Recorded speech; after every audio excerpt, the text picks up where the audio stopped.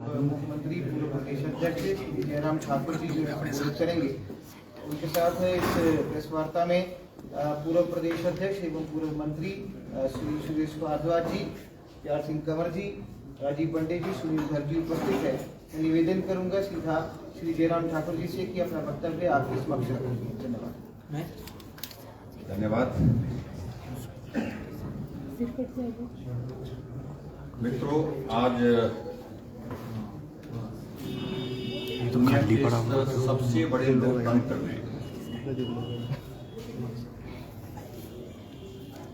50 वर्ष पुरानी घटना को याद किया जा रहा है जब इमरजेंसी लगा दी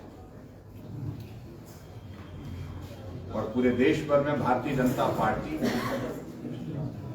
आपातकाल के खिलाफ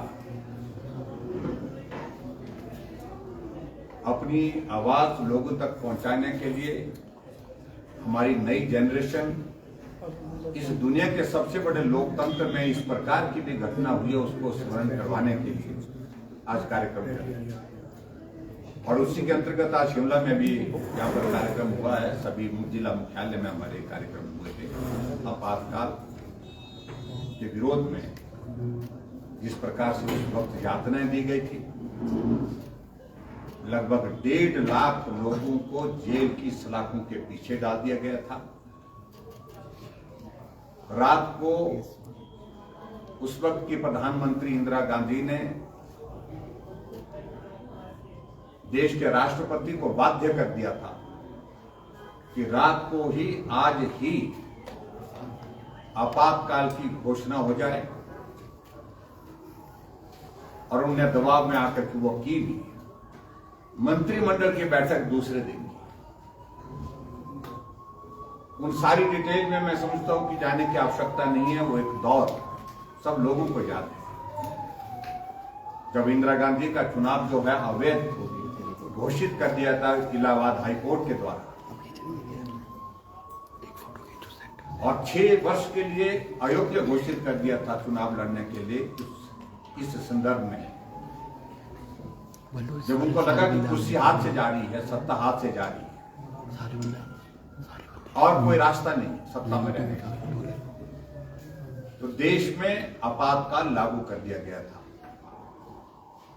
और उस दौर को हम कभी भूल नहीं सकते हैं। मीडिया कंप्लीट जो है वो सेंसर होकर के होता था, या तो बंद ही था, या कोई छपता था तो उसका एक एक अक्षर जो है सरकारी अधिकारी जो पब्लिक रिलेशन डिपार्टमेंट के होते थे वो तय करते थे कि ये कहीं सरकार के खिलाफ तो नहीं। कुछ अखबारों ने उस वक्त यहां तक के सिर्फ अपना अखबार का नाम छाप करके कॉपियां वितरित की, क्योंकि लिखने की इजाजत नहीं सरकार के खिलाफ। लेकिन ऐसी सारी चीज का देश जो है वो विरोध करेगा, और लोगों की ताकत जनमत के रूप में जो जब 1977 में चुनाव हुआ तो परिणाम ये हुआ, कांग्रेस पूरे देश भर में चुनाव हार गई। इंदिरा गांधी भी चुनाव हार गई और संजय गांधी भी चुनाव हार गए। और हमारे आज के इस कार्यक्रम में इन बातों का हमने जहां जिक्र किया, वहां हम प्रमुख रूप से इस बात का जिक्र जरूर करना चाहिए। अभी हाल ही में लोकसभा का चुनाव, तो वही कांग्रेस के नेता संविधान की दुहाई देते कि संविधान खतरे में है, लोकतंत्र खतरे में है, और संविधान समाप्त कर दिया जाएगा, बदल दिया जाएगा अगर 400 पार हो। और इसलिए इस तरह के दहशत का माहौल पूरे देश भर में खड़ा करने की कोशिश की कांग्रेस और विपक्ष के लोगों के द्वारा। लेकिन उसके बावजूद भी मैं बधाई देना चाहूंगा देश के यशस्वी प्रधानमंत्री नरेंद्र मोदी जी को कि आजाद भारत के इतिहास में 60 वर्षों के बाद एक व्यक्ति लगातार तीसरी बार प्रधानमंत्री बने तो नरेंद्र मोदी। आज एनडीए की सरकार है बहुमत के साथ, और सरकार चल रही है। लेकिन ये भी मैं देख रहा हूं कि देश के इतिहास में पहली बार ये हो रहा है जब लोकसभा के चुनाव से स्पीकर का चुनाव जो आज तक सर्वसम्मति से होता रहा, चाहे सरकारें बहुमत की रही किसी दल की या गठबंधन की सरकार रही, लेकिन पहली बार देश भर में विपक्ष की ओर से लोकसभा के अध्यक्ष के लिए कैंडिडेट दिया गया है। इससे बड़ा लोकतंत्र मैं समझता हूं कि क्या हो सकता है। और बहुत विचित्र लग रहा, मैं पिछले कल देख रहा था जब 70 चुनाव के बाद पहली बार समन किया गया, बुलाया गया,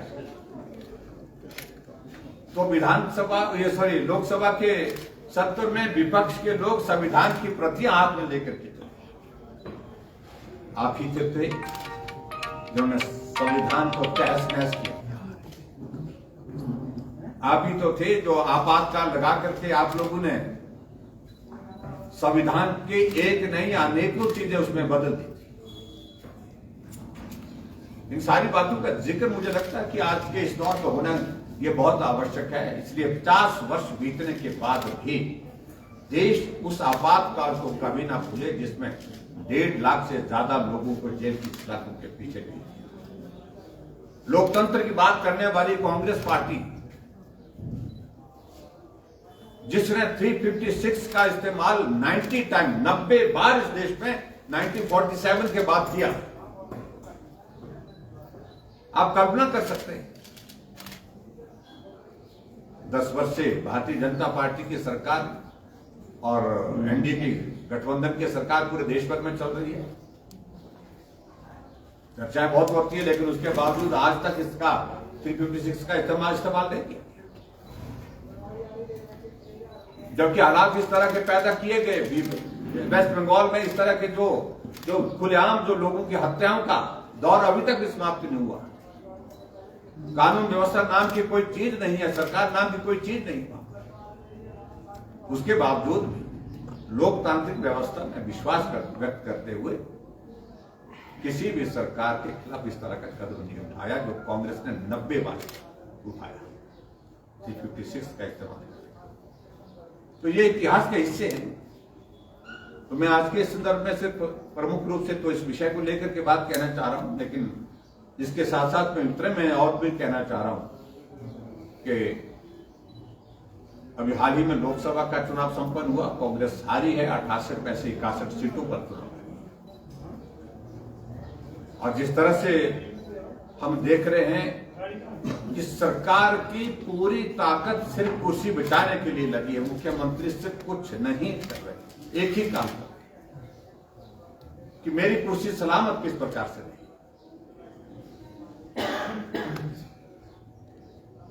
एक दिन पहले कहते हैं कि मेरे परिवार से कोई भी चुनाव नहीं लड़ेगा, लेकिन 2 दिन बाद जो है वो उनकी धर्मपत्नी को पार्टी का टिकट मिलता है। मैं भी प्रदेश का मुख्यमंत्री रहा हूं। कोई भी टिकट उपचुनाव में मुख्यमंत्री के सहमति के बिना नहीं होता है, और कांग्रेस पार्टी में तो बिल्कुल नहीं होता है। मुख्यमंत्री के ऊपर छोड़ दिया जाता है। लेकिन उसके बावजूद भी मैं उस पर व्यक्तिगत रूप से कोई टिप्पणी नहीं करना चाह रहा हूं, लेकिन हालात किस प्रकार से बन गए हिमाचल प्रदेश में। पिछले 16-17 महीने की सरकार में 300 से ज्यादा बलात्कार की घटना इस प्रदेश में, देवभूमि में, हिमाचल प्रदेश में हो गई। पिछले 15-16 महीने के इसमें कार्यकाल में, कांग्रेस के कार्यकाल में हिमाचल प्रदेश में लगभग जो हत्याओं का मामला 150 तक पहुंच गया।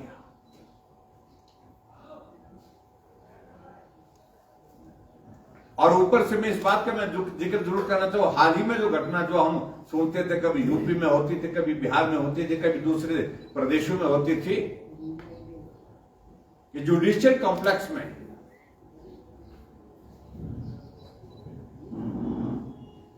पंजाब से हायर किए हुए गुंडे जो है वो गोली चला देते हैं और एक आदमी उसमें घायल हो जाता है।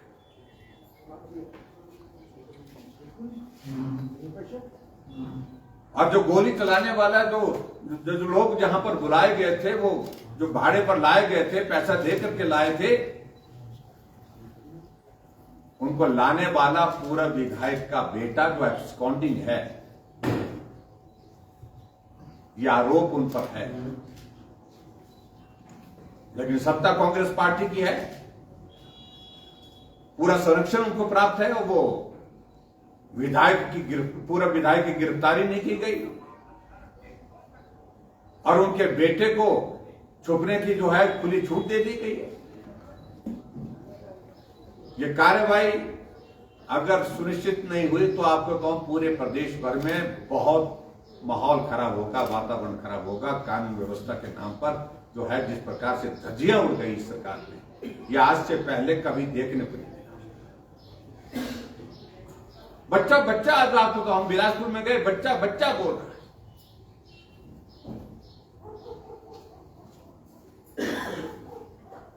कि चिट्टे का पूरा धंधा इनके सल्तनत में चलता।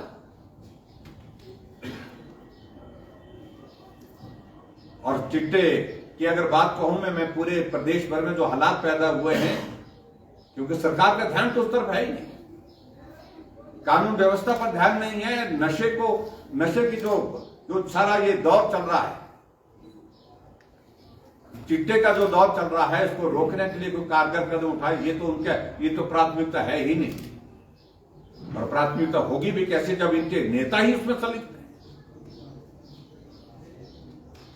ये बहुत बड़ा चिंता का विषय है।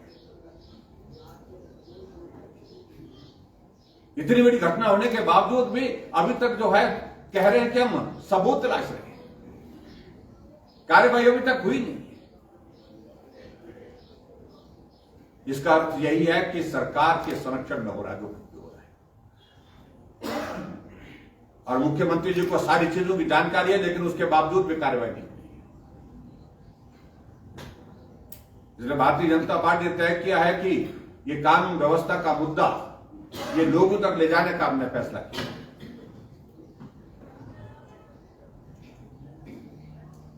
इसके अतिरिक्त मैं यही कहूंगा कि अभी हाल ही में 3 विधानसभा के उपचुनाव चल रहे हैं और इन उपचुनावों में भारतीय जनता पार्टी पूरे दम के साथ चुनाव लड़ रही है। हम जीतेंगे, निश्चित रूप से जीतेंगे। मित्रों, मुझे कुछ ज्यादा नहीं कहना, मुझे सिर्फ ये 2 संदर्भ में बात कहनी थी। मैंने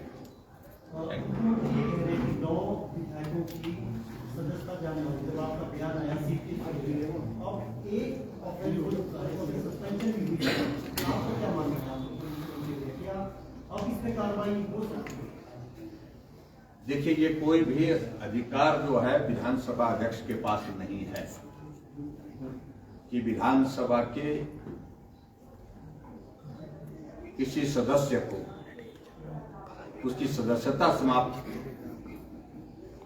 सिर्फ इस वजह से कर दिए कि वहां पर नारे लगाए। मैं सिर्फ इतना ही कहना चाह रहा हूं, धज्जियां उड़ा दी हैं यहां पर नियमों की, व्यवस्थाओं की। विधानसभा के अध्यक्ष महोदय ऐसी कठपुतली बन गए मुख्यमंत्री के हाथों, जो प्रलोभन उनको पदों के दिए गए हैं, किस बात के दिए गए मुझे मालूम नहीं, और जिनकी भाषा इस प्रकार से हो गई कि खुलेआम वो बोल रहे हैं अपने कांग्रेस के नेताओं को, कांग्रेस के लोगों को संबोधित करते हुए 6 के सिर कलम कर दिए मैंने, और 3 आरे के नीचे हैं, फड़फड़ा रहे हैं। ये भाषा विधानसभा के अध्यक्ष इस्तेमाल करे तो मैं समझता हूं तो इससे बड़ा दुर्भाग्य कोई हो नहीं सकता है।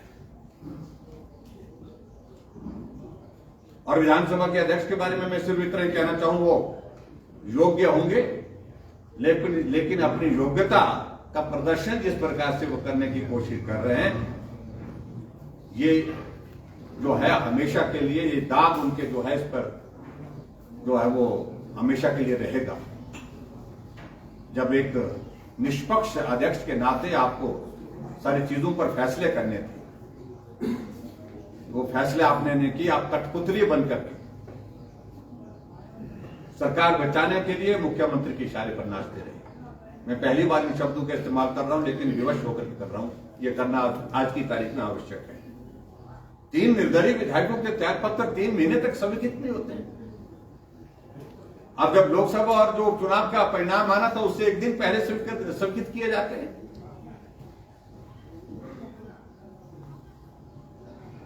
लेकिन मैं कह रहा हूं दावा जो मर्जी करें सरकार को बचाने के लिए, लेकिन सरकार उसके बावजूद भी मुझे लगता है बचेगी नहीं, हमारी वजह से नहीं, अपने जो कांग्रेस के नेता हैं जिस वजह से उनको पहले भी खतरा हुआ, ये खतरा आज भी कायम है। और जो आप पूछ रहे हैं विशेष तौर से जो 9 विधायकों को किसी को भी न निलंबित कर सकते हैं। अब जो कार्रवाई होनी थी वो एक बार हो गई, निलंबन हो गया, 15 विधायकों का कर दिया था उन्होंने विधानसभा से, लेकिन उनकी सदस्यता समाप्त करने की जो बातें कह रहे हैं तो इसका मतलब उनके दिमाग में यही बात चल रही है कि अगर सीपीएस के मामले में अगर हाईकोर्ट का फैसला उनके पक्ष में नहीं आता है तो हम इस फैसले से सरकार को बचाने का प्रयत्न करेंगे, जो कभी भी संभव नहीं होगा। कल वित्त आयोग की बैठक हुई, उसमें आपकी 4 से 10 साल से है, आपकी जो रिलीफ मैनुअल है, गरीब आदमी को मिलता था, किसानों को भी मिलता था, उतना रकम है। देखिए, आपको you have to very clear कि भी फाइनेंस कमीशन जो है 16 वित्त आयोग जो आया था उनका डिफाइंड एजेंडा होता है। ये सारे विषय को लेकर के फाइनेंस कमीशन का कोई लेना देना नहीं। उनका तो यह है जो टैक्सेस इकट्ठा होते हैं उसका डेवल्यूशन जो है उसका वितरण राज्यों में किस तरह से करना है, वो उनका बेसिक जो है कॉन्सेप्ट होता है। ने अपनी बातें कही, त्रासदी हुई, हमने भी तो कहा है, हमने तो सरकार ने जो बातें कही है हमने अपनी शब्दों में उन बातों का जिक्र किया है। मैं भी कल गया था उस बैठक में, हमने अपने ओर से हमने कहा है हिमाचल के लिए मदद होनी चाहिए। हमने ये बात कही है कि रेवेन्यू डेफिसिट ग्रांट के कम होने के कारण, क्योंकि पूरे देश भर के लिए फैसला लिया था वो कमीशन ने, 15th फाइनेंस कमीशन, उसके कारण हिमाचल प्रदेश को जो पैसा कम हो गया है और उस पैसे के कम होने के कारण हिमाचल प्रदेश के लिए जो है वो आर्थिक संकट और ज्यादा गंभीर हो गया है। और इसके अतिरिक्त हमने और कहा है कि स्पेशल ग्रांट हिमाचल प्रदेश को कुछ सेक्टर में मिलनी चाहिए थी। जैसे हमने कहा कि एयरपोर्ट के लिए हमारे हिमाचल प्रदेश में मंडी एयरपोर्ट के लिए 1000 करोड़ की रिकमेंडेशन की है फाइनेंस कमीशन ने, 15 फाइनेंस कमीशन ने 400 करोड़ रुपए की कांगड़ा एयरपोर्ट के लिए एक्सपेंशन के लिए रिकमेंडेशन की है। लेकिन ये तब तक के लिए नहीं मिल पाएगा जब तक के लिए स्टेट गवर्नमेंट उस काम को शुरू नहीं करती है। काम शुरू करेगी तो उसके बाद आगे का विषय होगा। लेकिन हमने कहा कि वो ग्रांट जो है इस तरह से हमको आगे भी आने वाले समय में जारी रखें, मतलब देने की कमिटमेंट करे कमीशन, रिकमेंडेशन करे, और उसके साथ साथ में ताकि कनेक्टिविटी इंप्रूव हो सके, इन सारी बातों का जिक्र हुआ है। सर, देहरा में भाजपा अपने वरिष्ठ नेताओं को मना नहीं पा रही है, क्या कारण है? रविंद्र रवि हैं, वो भी साथ नहीं चल रहे हैं, रमेश धवाला हैं, वो भी पार्टी से नाराज हैं। देखिए, सब चले हैं साथ में, आपको नहीं मिले होंगे वो लोग, लेकिन इतना मैं जरूर कहना चाहता हूँ कि सबके साथ पार्टी का हमारा शीर्ष नेतृत्व